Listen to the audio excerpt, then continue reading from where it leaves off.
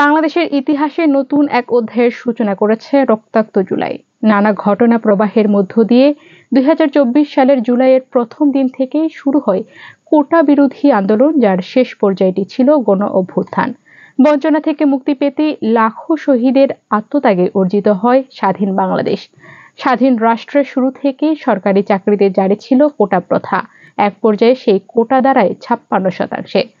বছর ৬ আগে ২০১৮ সালে ৫৬% পদে কোটার ভিত্তিতে নিয়োগের বিরোধিতা করে শুরু হয় কোটা আন্দোলন।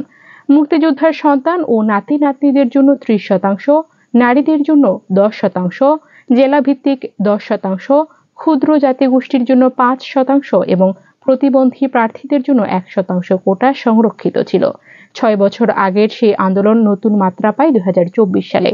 ওই বছরের ৫ জুন সরকারি দপ্তর, স্বায়ত্তশাসিত ও আধা স্বায়ত্তশাসিত প্রতিষ্ঠান এবং বিভিন্ন কর্পোরেশনের চাকরিতে সরাসরি নিয়োগের ক্ষেত্রে মুক্তিযোদ্ধা কোটা বাতিলের পরিপত্র অবৈধ ঘোষণা করেন হাইকোর্ট।